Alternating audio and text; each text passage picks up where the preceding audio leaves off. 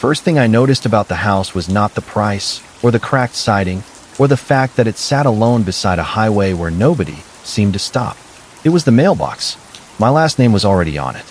Cole, printed in peeling black letters, as if the house had been waiting for me long before I ever signed the papers. At the time, I told myself it was a coincidence. Maybe the previous owner had the same last name. Maybe the realtor put it there early. Maybe I was just tired from packing my life into cardboard boxes and pretending I was not one bad month away from sleeping in my car. My name is Nathan Cole, and when I bought that house, I was 33 years old, unemployed, and running out of ways to call my situation temporary. I had been living in Portland, Oregon, working for a logistics company that promised stability right up until the week they cut half the department. I spent the next 2 months applying for jobs, refreshing my email, and watching my savings shrink into rent, utilities, gas, groceries, and late fees. Every morning felt like waking up underwater. The apartment was small, but by the end, even that felt too expensive for someone like me. I sold my television, then my desk, then most of the furniture I had bought when I still believed I was building a life. When my landlord left the notice taped to my door, I sat on the floor between moving boxes and stared at it until the words blurred. I needed a place, not a dream house, not a fresh start wrapped in some inspirational speech. Just walls, a roof, and enough distance from the city to make rent stop hunting me. That was when I found the listing. 2-bedroom house off Highway 97, Eastern Oregon. Remote location. Sold as is. Cash discount available. The price was so low I thought it was a typo. Less than half of anything else I had seen. Cheaper than some used trucks. Cheaper than staying in Portland another 6 months. The photos were strange, though. Exterior shot from the driveway. Kitchen. Living room. Hallway. Front porch. No bedroom photos. No basement. No close-ups of the walls. The description was short and careful, the way people write when they are trying not to say the wrong thing. Quiet rural property. Immediate occupancy. Buyer acknowledges all existing structural conditions. I read that last line 3 times. Existing structural conditions. It sounded like water damage, old wiring, foundation problems, the kind of headaches desperate buyers pretend they can fix later. I called anyway. The realtor never offered a tour in person. She said the sellers preferred remote closing, that the property had been vacant for months, that I could inspect it myself after purchase. That should have been enough to stop me. Instead, I asked how soon I could move in. She paused before answering, and in that pause, I heard the warning I chose to ignore. By the end of the week, the papers were signed, the money was wired, and the keys were overnight to my apartment in a padded envelope with no return address. On the last night in Portland, rain tapped against my window while I packed the rest of my clothes into black trash bags. My phone buzzed with one final message from the realtor. I expected instructions about the lockbox or the water heater. Instead, the message said, "Whatever you hear at night, remember it is an old house." I stood there in the half-empty apartment, reading that sentence again and again, feeling a slow unease settle behind my ribs. Then I did what people do when fear gets in the way of survival. I explained it away. Old houses creak. Pipes knock. Wind moves through walls. People in rural places say strange things because they have too much silence to listen to. I told myself all of that while I loaded my car the next morning and drove east, away from Portland, away from the life that had collapsed behind me, toward a house I had never stepped inside. I thought I was buying a cheap place to disappear for a while. I did not know the house had rules. I did not know it listened. And I did not know that every night at 1:11 in the morning, something inside the walls would knock to see if I was ready to answer. I drove east until the city loosened its grip and the sky opened into a wide gray stretch of clouds and empty road. Portland disappeared behind me in layers. First the traffic, then the apartment blocks, then the wet noise of people living too close together. By the time I reached Highway 97, the rain had thinned into a cold mist that drifted across the windshield and made every pine tree look like it was standing farther away than it should. My car was packed so tightly I could barely see out the rear window. Clothes, books, a toolbox I barely knew how to use, 2 boxes of kitchen things, and the last few pieces of a life I had not been able to afford. I kept telling myself I should feel relieved. I owned a house now. That was more than most people in my situation could say. But the farther I drove, the quieter my thoughts became, and the more I understood that cheap land has a way of feeling less like freedom and more like exile. The GPS took me past a town with one gas station, a feed store, a diner, and a sheriff's office with 2 trucks parked out front. I almost stopped for coffee, but I wanted to see the house before dark. The listing said it sat 12 miles beyond town, near an abandoned rest stop and a stretch of old highway maintenance road. That sounded specific enough when I read it online. In person, it felt like the kind of direction someone gives when they know there will be no one around to help if you miss the turn. The trees thinned as I drove. The highway became long and straight, bordered by dry grass, black pines, and telephone poles that leaned slightly toward the road. Every few minutes, a semi-truck passed going the other direction, its engine growling through the mist. Then the silence closed behind it like water. At 5:42 in the evening, my GPS told me I had arrived.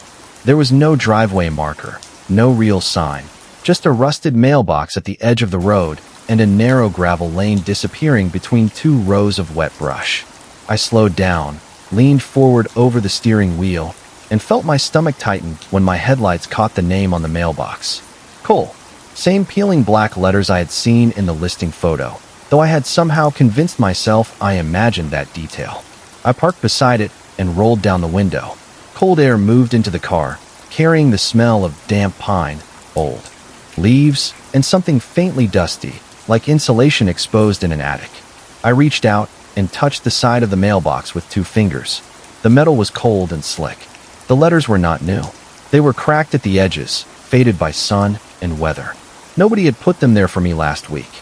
I told myself the previous owner must have shared my last name. Cole was not that rare. It was possible. I was learning how dangerous that word could be. Possible. I turned down the gravel lane.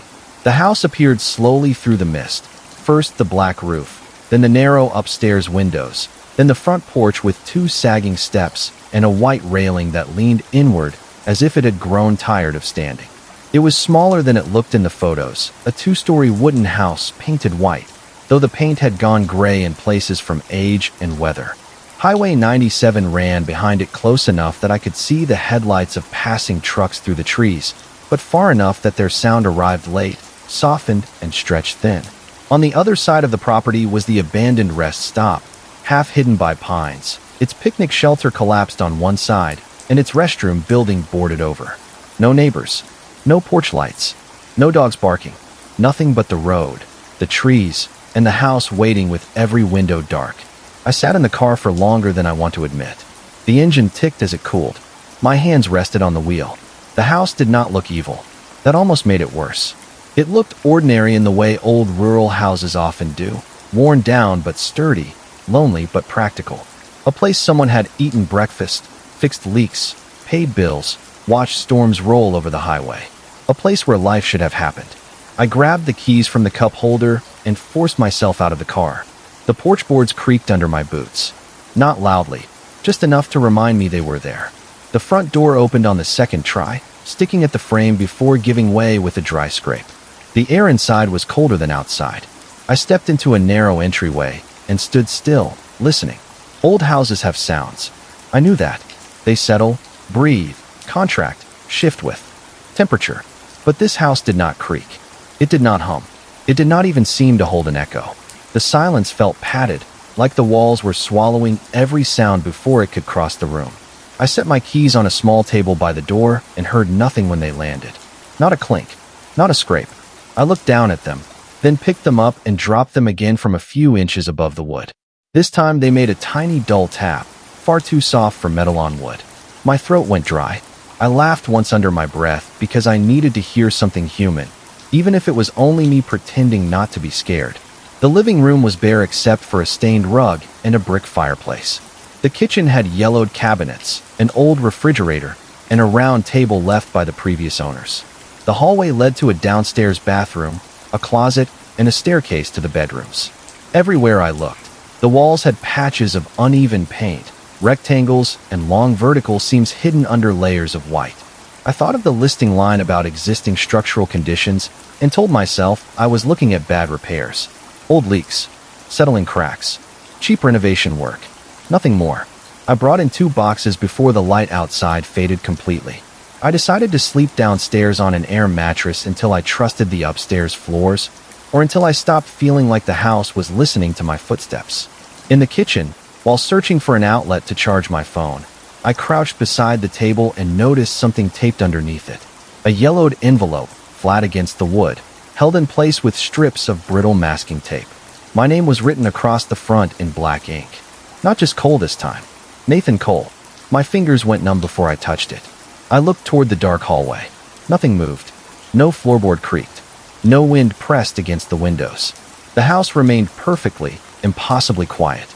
I pulled the envelope free, and the old tape came loose with a dry whisper that sounded too loud in the kitchen. On the back, someone had written 3 words in smaller letters. Read before 1:11 a.m. I held the envelope under the kitchen light and stared at my own name, until the letters began to feel less like handwriting and more like an address. Nathan Cole. Not current resident. Not new owner. Me. I tried to think through every normal explanation. The realtor could have written it. The previous owner could have known my name from the sale documents. Someone could have entered the house after closing and taped it under the table as some rural version of a welcome packet. None of those explanations made me feel better, but they were explanations, and I needed them badly. The envelope was brittle enough that the flap tore when I opened it. Inside was a folded sheet of paper, a small packet of salt, and an old photograph of the house taken from the highway. The photo looked decades old. The paint on the house was brighter, the porch straighter, the trees smaller. In the upstairs bedroom window, someone had drawn a black circle with marker, not around a person, but around the wall beside the window. I set the photograph down and unfolded the paper. Across the top, in block letters, it said, "Rules for the first night." I almost laughed. Not because it was funny, but because the alternative was letting myself admit how badly my hands had started to shake. I had not driven more than 200 miles to be scared by a piece of paper. I had bought a house, a real one, with a deed and tax records and water shutoff valves and a roof that probably needed work. Rules for the first night sounded like something teenagers would write for a haunted house attraction. Still, I read them. Rule 1.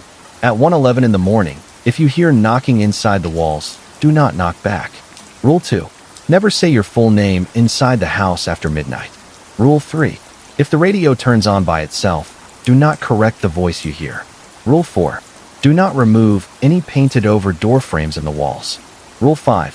If someone calls from the hallway in your own voice, stay where you are. Rule 6. Keep salt across every threshold until sunrise. Rule 7.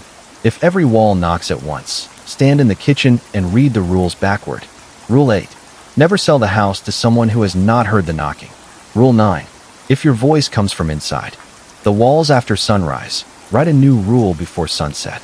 I stood there in the kitchen, reading the list again, feeling the silence of the house gather around me. The rules were specific in a way that made them harder to dismiss. Not vague warnings about evil spirits. Not dramatic threats. Instructions. Procedures. The kind of thing someone writes because something happened once, and they survived just long enough to write down what not to do next time. I looked at the small packet of salt. It was the kind you might get from a diner, plain white paper with no label. I set it beside the list and told myself this was old house superstition. Maybe every rural property had stories. Maybe the previous owner had been lonely. Maybe the realtor forgot to mention that the place came with a local prank attached. I checked the time on my phone. 10:38 p.m. No service. Of course there was no service. The house had power, water, and heat, but my phone could not find a single bar. I connected it to the charger anyway, then walked through the downstairs rooms with the rule sheet in one hand and a flashlight in the other, looking for anything that matched what I had read. The painted-over door frames were the first thing I noticed. Once the rule named them, I saw them everywhere. Long raised seams in the hallway wall. Rectangles under thick white paint beside the stairs. A narrow outline behind the living room bookcase that looked exactly like a door someone had sealed and painted until it became part of the wall. I pressed my fingers against one of the seams. The paint felt cold, much colder than the room. I pulled my hand back and wiped it on my jeans, annoyed at myself for acting like the wall had touched me first. By 11:30 p.m., I had poured the salt across the front doorway, the back doorway, the entrance to the hall, and the bottom of the stairs. There was not enough to do every threshold properly, so the lines were thin and uneven. I felt ridiculous crouching in my own house, sprinkling diner salt on the floor like it could keep anything out. But I still did it. That is what fear does when it is not ready to call itself fear. It becomes caution. At midnight, the house changed. In a way I could not prove. The rooms did not look different. The lights did not flicker. No shadow moved across the wall. But the silence deepened. The highway sounds outside faded, until even the passing trucks seemed miles away. I remembered Rule 2 and decided not to say anything out loud, not even to myself. I made coffee in the kitchen and sat at the table, watching the microwave clock crawl forward. 12:21, 12:39, 12:58. Every few minutes, some normal sound would rise in the house and disappear before it could fully become a sound. A pipe ticked once behind the sink. A board sighed in the living room. The refrigerator motor clicked and then stopped. Each time, I told myself old houses make noise. That sentence became a shield I hid behind until 1:10 a.m. I was standing in the downstairs hallway when the minute changed. I had gone there because the outline behind the bookcase looked darker than before, though I tried to convince myself it was only the angle of the kitchen light. My phone alarm was set for 1:11 because I wanted to prove to myself that nothing would happen. It vibrated in my pocket right on time. I turned it off without speaking. For 1 second, the house was completely still. Then 3 knocks came from inside the bedroom wall upstairs. Not on the wall. Inside it. Soft. Patient. Clear enough that my whole body froze before my mind could explain them away. Knock. Knock. Knock. I stood at the bottom of the stairs with my hand on the railing, my throat dry, my heart suddenly too loud in my chest. I waited for rats, pipes, settling wood, anything ordinary to follow. Nothing did. Then the knocking came again, from the same place above me, 3 slow taps from inside the wall. It did not sound like something trying to get out. It sounded like something asking if I was home. I stood at the bottom of the stairs, listening to the 3 knocks fade into the walls above me. And for a few seconds I did exactly what the rules told me to do. Nothing. I did not move.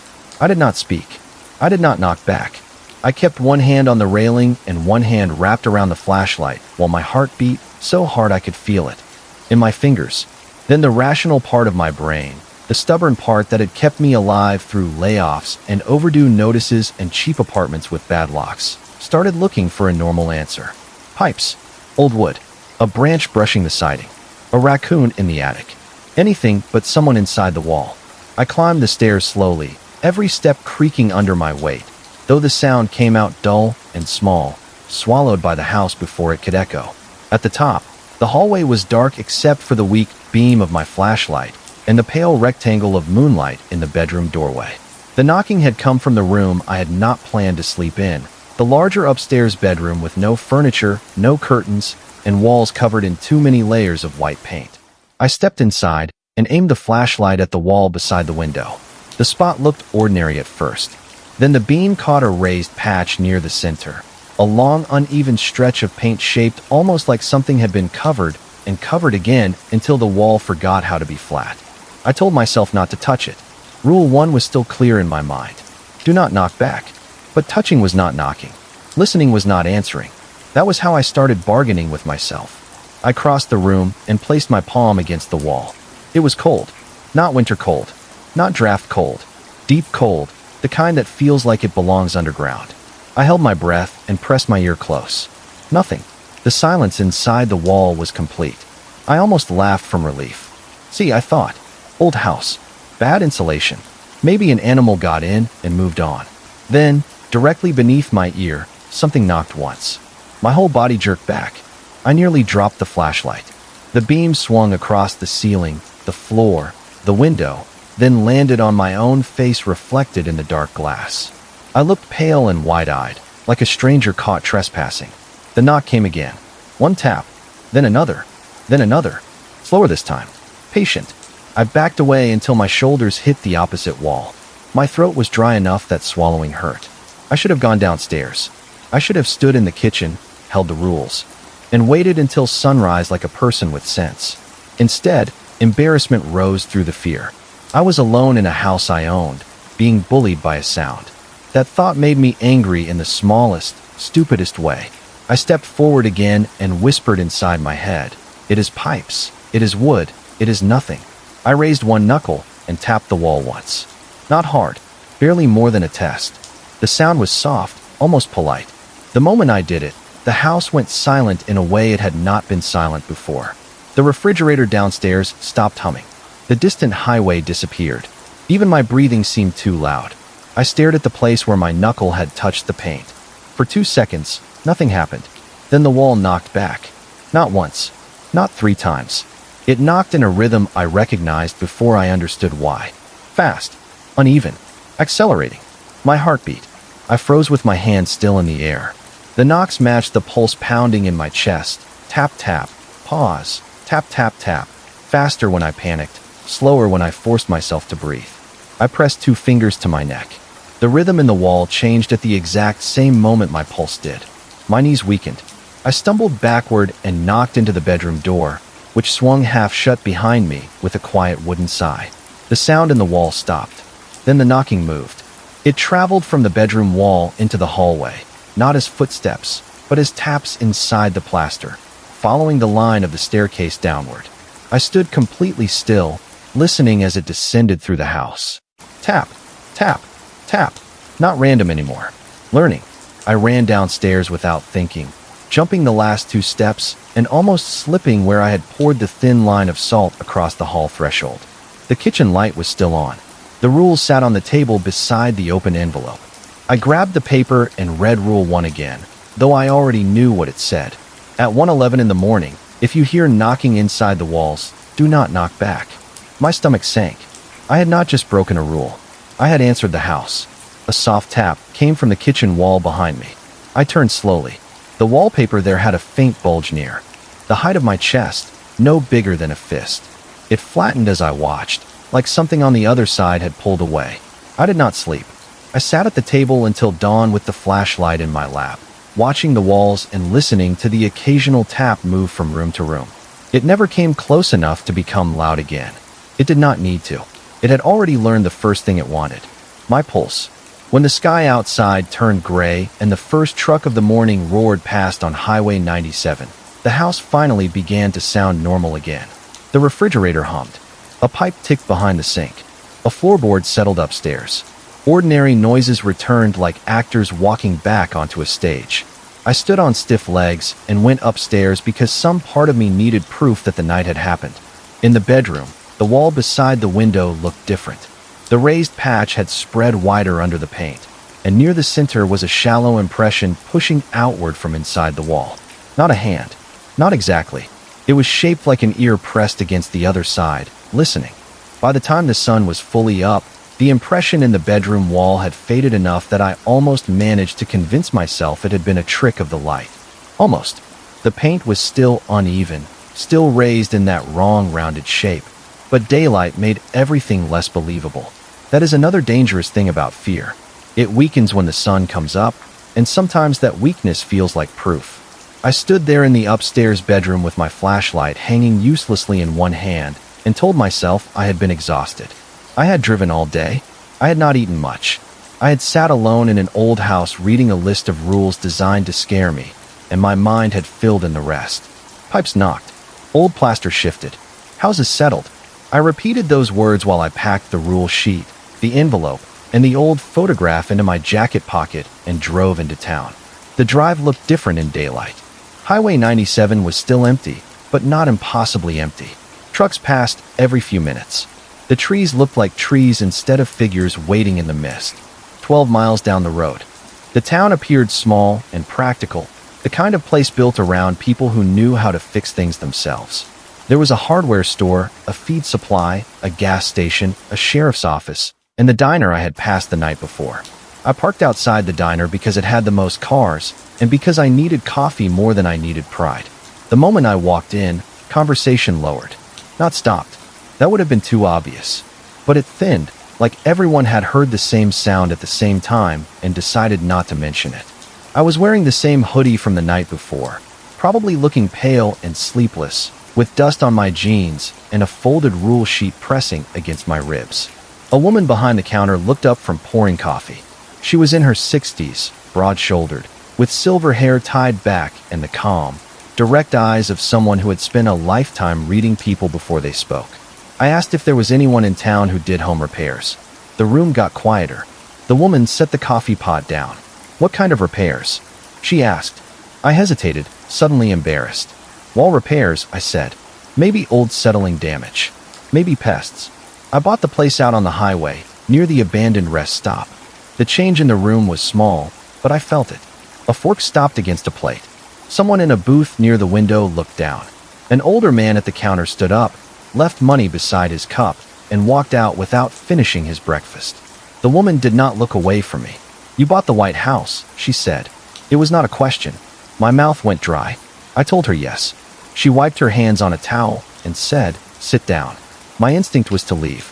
I did not like the way people were looking at me, not with fear exactly, but with the tired sympathy you give someone who has already stepped too far out onto thin ice. But I sat because I had nowhere else to go, and because the knocking had followed me into daylight in the shape of that mark on the wall. The woman brought me coffee and sat across from me without asking. Her name was Martha Vance. She owned the diner. She asked me one question. Not whether I had heard anything. Not whether the house was bothering me. She asked, "Did you answer it?" I felt the skin on my arms tighten. I wanted to lie. Instead, I looked down at the coffee and said I knocked back once. Martha closed her eyes for half a second. That tiny reaction scared me more than if she had gasped. Before she could speak, the diner door opened and a sheriff stepped in. He was maybe 50, tall, with a weathered face, a gray mustache, and the slow, careful way of a man used to bad news arriving early. Martha waved him over without taking her eyes off me. "Sheriff Allen Briggs," she said. "This is Nathan Cole. He bought the highway house." The sheriff looked at me the way the others had, with pity held behind discipline. Then he asked the same question. "Did you answer?" My throat tightened. I nodded. "Only one knock," I said. "I thought it was pipes, or maybe an animal in the wall."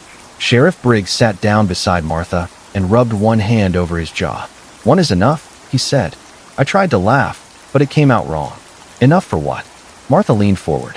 "That house does not want in," she said quietly. "It wants out." The words settled over the table heavier than anything I had read on the rule sheet. I told them about the envelope under the kitchen table, the list, the salt, the sound at 111, the knocking that matched my heartbeat, and the mark in the bedroom wall that looked like an ear. I expected them to correct me, to tell me I had misunderstood, to soften it into local superstition. They did none of that. Sheriff Briggs asked if I had said my full name after midnight. I said no, then remembered the envelope, the mailbox, the sale documents, and felt a different kind of fear open in me. Martha asked if the radio had turned on yet. I told her I had not noticed a radio except an old one on the kitchen cabinet. Sheriff Briggs said, "Good. Do not touch it unless the rules tell you to." Then he went out to his truck and came back with a wooden box. He set it on the diner table and opened it like he had done this before. Inside were bags of salt, rolls of paper tape, a battery-powered radio, a flashlight, spare batteries, a folded floor plan of my house, and a notebook bound with a cracked black cover. On the front of the notebook, someone had written "Listening House" in faded ink. I stared at it, my stomach turning. Martha pushed the box closer. "The house learns by response," she said. "Knocks, names, voices, footsteps, corrections, anything you give back to it. It does not understand people at first. It has to copy them piece by piece." Sheriff Briggs tapped the floor plan. "Those walls have sealed frames inside them, doors that should not be opened. The old owners painted over them for a reason." I thought of the raised rectangles in the hallway and behind the bookcase. My hands went cold. I asked why nobody told me before I bought it. Martha's face tightened. "Because most people do not believe until after they hear it. And because of Rule 8, Sheriff Briggs said, never sell the house to someone who has not heard the knocking." I pulled the rule sheet from my pocket and unfolded it on the table. The diner lights hummed above us. Nobody nearby pretended not to listen anymore. I read Rule 8 again, and for the first time, I understood the shape of the trap. The house had not just been sold to me because I was desperate. It had been waiting for someone desperate enough to stay after hearing it. Someone with nowhere else to go. Sheriff Briggs closed the box and told me to take it home before sunset. Home. The word made my stomach twist. I asked what would happen if I just drove back to Portland and never went inside again. Martha looked toward the diner window, past the parked cars, toward the highway stretching north and south. "If it has your rhythm," she said, "it can knock in your voice next. And if someone answers that, it learns the next part." I did not ask another question after that. I carried the box to my car with both hands, feeling the weight of the salt, the tape, the floor plan, and the notebook. As I opened the trunk, I heard one soft tap from inside the wooden box. Then another. Then a third. Not loud. Not from the house. From the notebook. The same rhythm as my heartbeat. I drove back to the house with the wooden box strapped into the passenger seat like it was something fragile enough to break or dangerous enough to wake. Every few miles, I glanced at it, expecting another knock from inside the notebook. It stayed silent, which should have made me feel better. It did not. The highway looked too normal in the afternoon light. Trucks passed.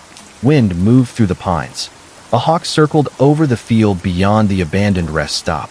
The world kept offering me ordinary details, and I kept wanting to believe them. When the white house appeared through the trees, that hope drained out of me. The mailbox still said Cole. The upstairs window still stared over the porch. And now that I knew what to look for, the whole place seemed less like a home and more like something holding its breath. I carried the box inside before sunset, careful not to scrape it against the doorframe. The house swallowed the sound of my boots the same way it had before, making each step feel muffled and private. I started with the salt. Sheriff Briggs had packed enough this time. Thick plastic bags of it, not tiny diner packets. I poured clean white lines across the front door, the back door, the bottom of the stairs, the kitchen entrance, the hallway, and every bedroom threshold. Then I used the paper tape to seal cracks along the baseboards and the painted seams in the walls. It felt ridiculous until it did not.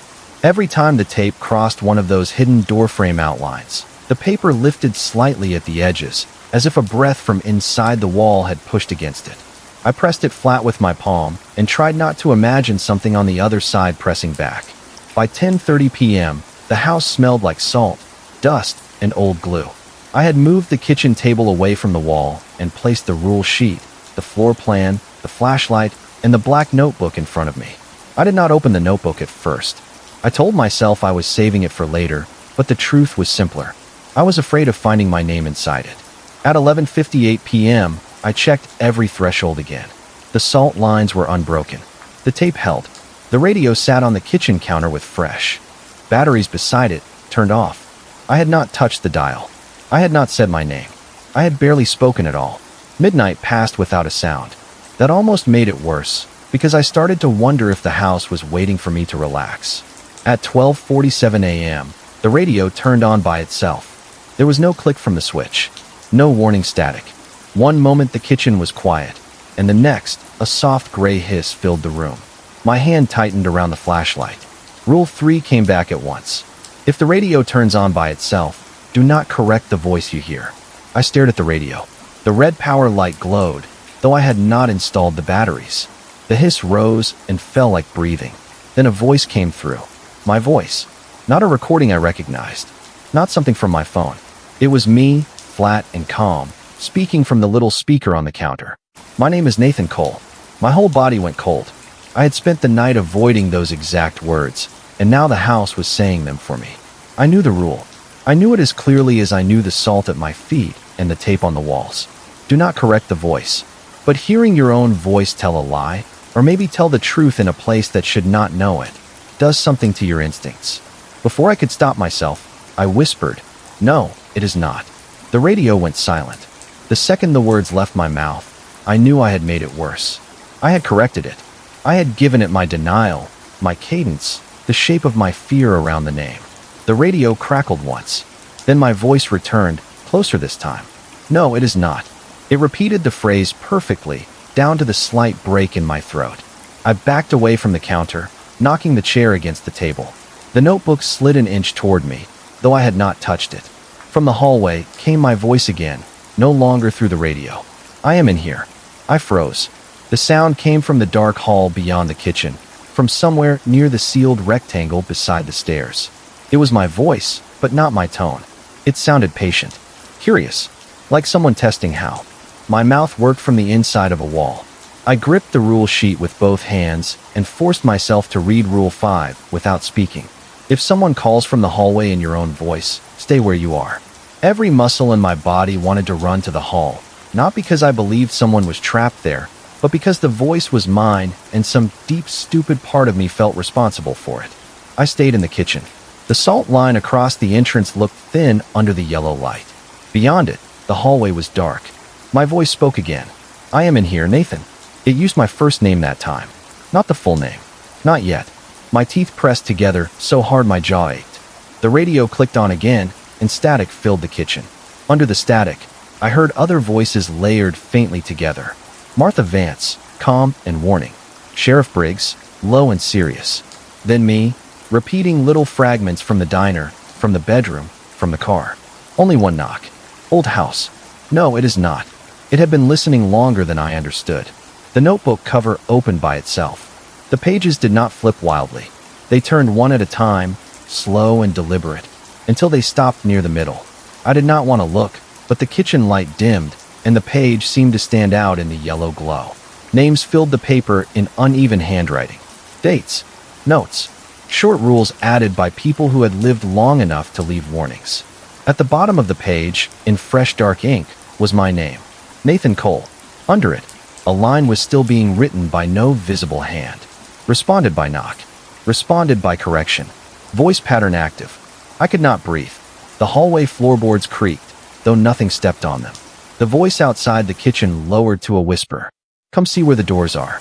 That was when the tape over the sealed frame beside the stairs peeled away from the wall with a dry, slow sound. Not all of it, just the top strip. Enough to reveal a hairline crack in the paint underneath. From inside that crack came 3 soft taps, perfectly matching my heartbeat. The crack in the painted wall was thin enough that I could have ignored it in daylight. At night, with my own voice whispering from the hallway and the radio breathing static behind me, it looked like the beginning of a mouth. I stayed inside the kitchen because Rule 5 told me to stay where I was, and because the salt line across the threshold suddenly felt like the only border left in the world. The tape over the sealed frame beside the stairs hung loose at the top, curling away from the wall in a pale strip. Beneath it, the old paint had split along a vertical seam. 3 knocks came from inside that seam, matching the pulse in my throat. Then my voice whispered again, softer than before. "Come see where the doors are." I did not answer. I did not move. I kept my eyes on the wall and forced myself to breathe slowly, hoping the knocking would slow with me. It did. That was worse. It meant the house was not just copying my fear anymore. It was waiting for me to control it so it could learn that too. The black notebook lay open on the kitchen table. I reached for it without stepping over the salt. The page with my name was still there, the fresh ink glistening as if it had just been written. Under voice pattern active, a new line appeared slowly. Curiosity, response pending. I hated how accurate that was. Fear wanted me to stay still, but curiosity kept pulling my eyes to the crack. A sealed doorframe inside a wall. A hidden space the floor plan did not explain. A hallway that should not fit inside the house. I told myself I only needed to know what I was dealing with. That was how the house worked. It did not need to force me. It only had to make the wrong choice feel reasonable. I unfolded the floor plan Sheriff Briggs had given me and spread it beside the notebook. The downstairs layout was simple. Living room, kitchen, hall, stairs, bathroom, closet. But someone had drawn red marks along several interior walls, each one labeled with a date. 1978, 1989, 2004, 2016.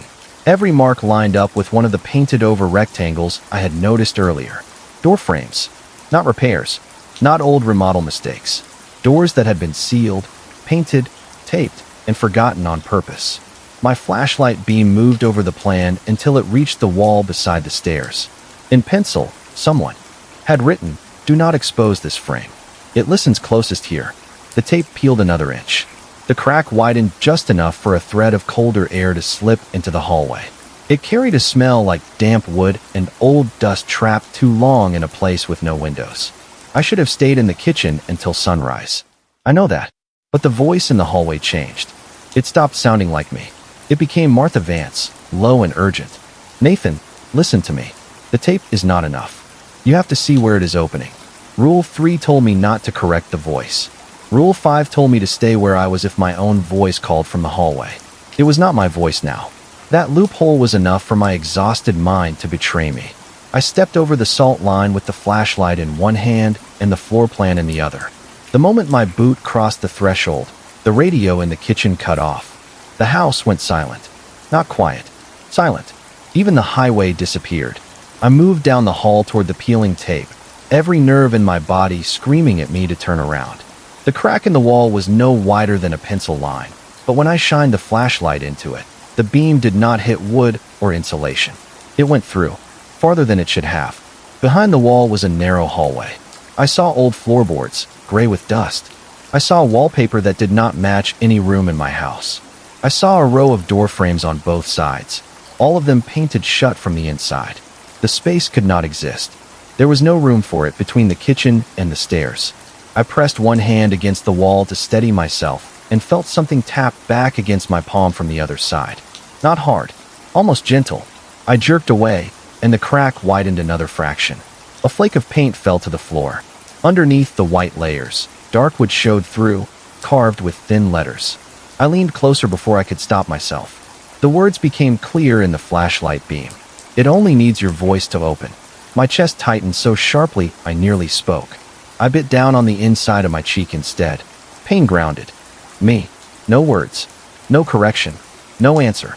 Behind the wall, down that impossible hallway, something moved. I did not see a body. I saw dust lift from the floorboards as if footsteps were approaching, one careful step at a time. The knocking started again, not in the walls around me, but inside the door frames beyond the crack. Dozens of soft taps, each one slightly different, like many hands trying different rhythms until they found mine. I backed away. The floor plan slipped from my hand and landed partly over the salt line at the kitchen entrance. The moment it touched the salt, the hallway voice spoke again, back in my voice now. Nathan Cole, it said clearly from behind the wall. Full name. Perfect tone. Perfect breath. My stomach dropped. Rule 2 had not just warned me not to say my full name. It warned me not to let the house have it. The notebook had given it both pieces. The sale, the envelope, my correction, all of it had fed the same machine. I ran back into the kitchen, careful not to scatter the salt more than I already had, grabbed the paper tape, and slapped new strips over the peeling seam. The first strip stuck. The second bubbled outward as if air pushed against it. The third held for 1 second, then something inside knocked exactly beneath my fingers. I did not knock back this time. I pressed the tape flat with my palm and held it there while the wall grew colder and colder. The voice behind it lowered to a whisper that was almost kind. You bought the door, Nathan, not the house. I closed my eyes because I did not want to look at the seam anymore. In the dark behind my eyelids, I could picture the hidden hallway stretching through the walls, lined with painted-over frames, each one waiting for a person desperate enough, tired enough, curious enough to open it. When I opened my eyes again, the tape was still holding, but a new mark had appeared on the kitchen side of the wall. A shallow outline, the height and width of a door, pressing outward through the paint. At the center, something began to knock again. Not my heartbeat this time. A slower rhythm. One knock. One pause. One knock. One pause. One knock. The house had learned patience. The house should not have been able to make 111 come early, but at 12:58 a.m., every clock changed at once. The microwave blinked. The battery clock above the kitchen door clicked. My phone, still without service, lit up on the table. 1:11 a.m. 1:11 a.m. 1:11 a.m. The knocking began before I could move. Not from one wall this time. From all of them. The kitchen walls, the hallway wall, the floor beneath my boots, the ceiling above me, even the sealed frames I had not found yet. Hundreds of taps rose together in different rhythms, then slowly adjusted until they matched my heartbeat. I stood in the kitchen with the rule sheet clenched in both hands, surrounded by broken salt lines and strips of paper tape that fluttered against the walls like loose bandages. I told myself to breathe slowly, but the house breathed with me. Every inhale became a hush inside the plaster. Every exhale came back from the sealed door beside the stairs. The radio turned on. Martha Vance spoke first, calm but strained. Nathan, you have to leave. The salt failed. Run to the car. Then Sheriff Briggs came through, lower and closer. Do not stay in the kitchen. That rule was wrong. Get outside before it opens. My hands tightened around the paper. Rule 3. Do not correct the voice you hear. Rule 5. If someone calls from the hallway in your own voice, stay where you are. But the voices were not only in the hallway anymore. They came from the radio, the walls, the stairwell, the sink drain, the dark window over the kitchen counter. Then my voice joined them. I am in here, it said from the hall. I am in here, it said from the living room. I am in here, it said from inside the wall directly behind me. I wanted to clamp my hands over my ears, but I needed the rules. I looked down at the sheet, and the words swam in the dim yellow light. Rule 7. If every wall knocks at once, stand in the kitchen and read the rules backward. I had read the list once, twice, maybe 3 times. Now, with the whole house tapping around me like a living thing, the rules felt impossible to hold in my head. The salt line at the kitchen entrance split as if something invisible had dragged one finger through it. Across the hall, the sealed door outline pushed outward under the paint. Not enough to open. Enough to show hinges where no hinges should have been. A voice that sounded exactly like me whispered from behind it. Nathan Cole, open the door. I did not answer. I stood in the middle of the kitchen, planted my feet inside the remaining salt, and started reading from the bottom of the page. Rule 9, I said, and the moment my voice entered the room, every knock stopped. That scared me so badly I almost quit. Silence rushed in, thick and hungry. I kept reading because stopping felt worse. If your voice comes from inside the walls after sunrise, write a new rule before sunset. The wall behind the stove tapped once. I read Rule 8 next. Never sell the house to someone who has not heard the knocking. The window over the sink showed my reflection, but not correctly. In the glass, another version of me stood just behind my shoulder, closer than a reflection should be, mouth slightly open as if listening to my words before I spoke them. I shut my eyes and read Rule 7. If every wall knocks at once, stand in the kitchen and read the rules backward. The floorboards beneath me trembled. A line of salt broke near my left boot. I read Rule 6. Keep salt across every threshold until sunrise. From the hallway came the sound of salt being dragged away from the bottom of the stairs, grain by grain, like sand pulled by an unseen tide. My voice called from beyond the kitchen. You already crossed it once. You already opened it once. I read Rule 5 louder, though my throat felt tight. If someone calls from the hallway in your own voice, stay where you are. The sealed door frame in the hall flexed outward. Paint cracked in a clean rectangle. Behind it, the impossible hallway exhaled cold air into the house. I read Rule 4. Do not remove any painted-over door frames in the walls. The paper tape snapped loose all at once and floated down, but the door did not open. Not yet. I understood then that reading the rules backward was not a ritual meant to scare the house away. It was a denial. One by one, I was taking back the permissions I had given it. I read Rule 3. If the radio turns on by itself, do not correct the voice you hear. The radio hissed and spoke in my voice. No, it is not. No, it is not. No, it is not. I forced myself not to respond. I read Rule 2. Never say your full name inside the house after midnight. The house answered by whispering my full name through every wall, not loud, but perfectly synchronized, as if the structure itself had learned to speak. My vision blurred. I tasted metal at the back of my mouth from biting my cheek to stay silent. Only one rule left. Rule 1. At 1:11 in the morning, if you hear knocking inside the walls, do not knock back. When I said it, the knocking returned, but this time it was not in the walls. It was inside my chest. Not pain, not injury, just sound. A soft tap beneath my ribs, matched exactly to my heartbeat. I dropped the rule sheet, but did not move from the kitchen. The version of me in the window reflection raised one hand and knocked on the glass from the inside. Once, twice, 3 times. It smiled with my mouth. I looked away before I could answer it with my eyes. The entire house shuddered. The sealed door in the hallway bowed inward now, not outward, as if something on the other side had been pulled back. The voices faded one by one. Martha, Sheriff Briggs, my own. The radio clicked off. The clocks blinked again, and the microwave returned to 1:19 a.m. Real time, or whatever passed for real in that house, had resumed. I stood there until my legs shook too hard to hold me. The salt was scattered. The tape was torn. The doorframe beside the stairs remained sealed, but the paint now carried a fresh impression the size of my hand, pressed from the inside. I had made it through the worst of it, but I could still hear that small knock under my ribs, perfectly in time with my heart.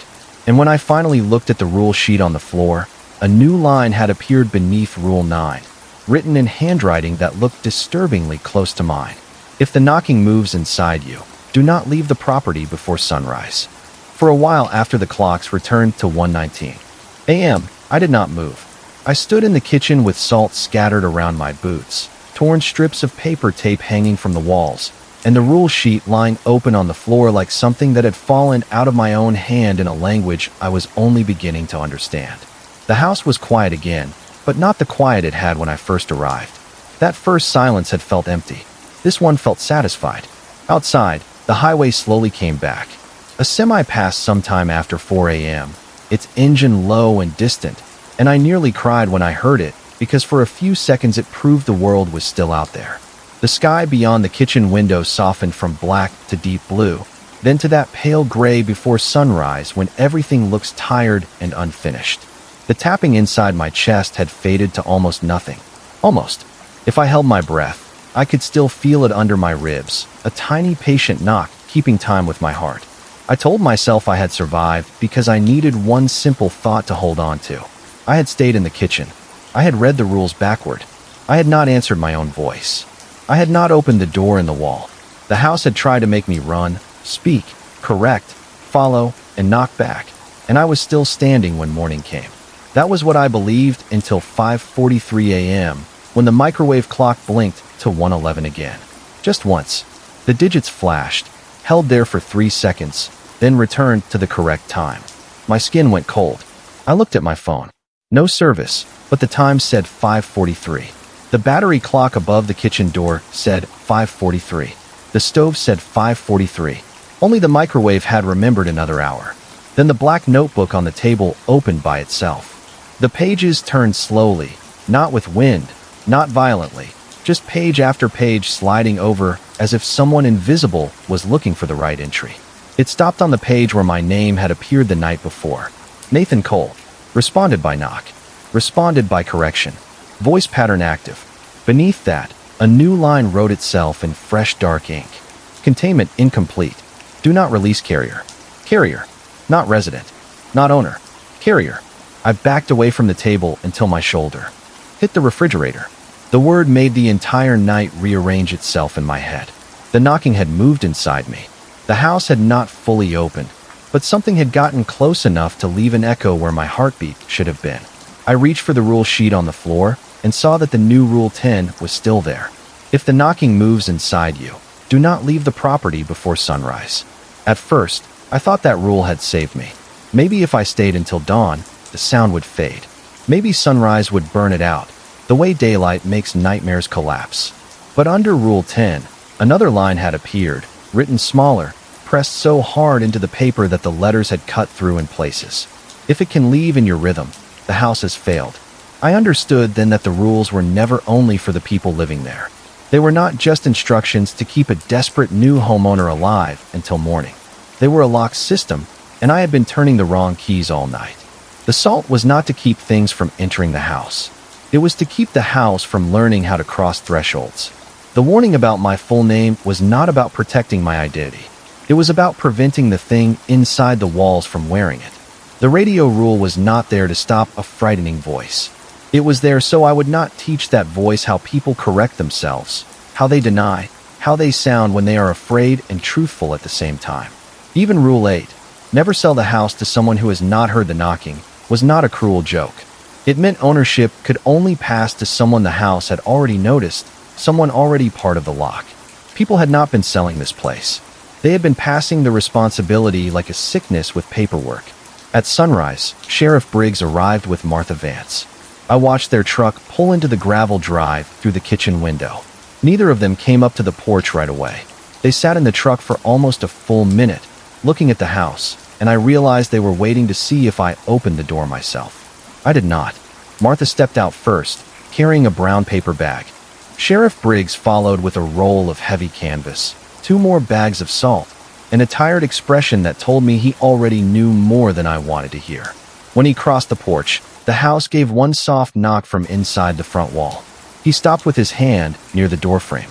I heard it, too, I said before thinking. His eyes snapped to mine. For a second, neither of us moved. Then the knock came again, but this time it was not from the wall. It came from inside my chest, soft enough that only I should have felt it. Martha's face changed. She set the paper bag on the porch floor and said, "Nathan, do not step outside."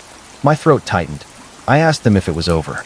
Sheriff Briggs looked past me, toward the hallway wall where the sealed frame had almost opened.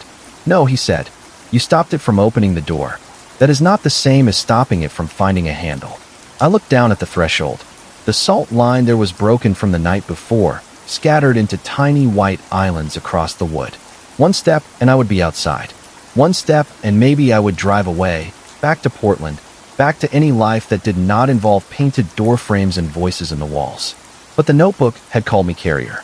The rhythm under my ribs answered before I did. One soft tap, patient and hidden. Martha told me the real meaning of the last rule while the sun rose behind the trees. If your voice comes from inside the walls after sunrise, write a new rule before sunset. It did not mean the house was still playing games. It meant the house had learned something new from you, and if you survived, you were responsible for making sure the next person knew what not to give it. Every survivor added a rule because every survivor taught the thing inside one more way to imitate the living. I asked what happened if I refused. Sheriff Briggs did not threaten me. He did not have to. He only looked toward the highway, where trucks and families and people with no idea about the house moved through the morning light. "If you leave before it is contained," he said, "the knocking starts somewhere else. Maybe a motel room. Maybe an apartment wall. Maybe the inside of someone's car while they are driving at night. It would use your rhythm first, because that is what it has. Then your voice. Then your name. That was the price. I had bought a house because I could not afford my old life, and now I could not safely return to it. I spent the rest of that day sealing the broken frame beside the stairs with Sheriff Briggs while Martha watched the salt lines and corrected nothing the walls whispered. By sunset, I sat at the kitchen table with the black notebook open and wrote Rule 10 in my own hand. If the knocking moves inside you, do not leave the property, and do not let anyone answer when it uses your voice. Under it, after a long pause, I added Rule 11. If you hear Nathan Cole inside the walls after sunrise, do not answer him, even if I sound like I am begging to be let out. That was 3 months ago. I still live in the White House off Highway 97. I keep salt at every threshold. I do not say my full name indoors after dark. I do not correct the radio anymore. Sometimes Sheriff Briggs brings supplies.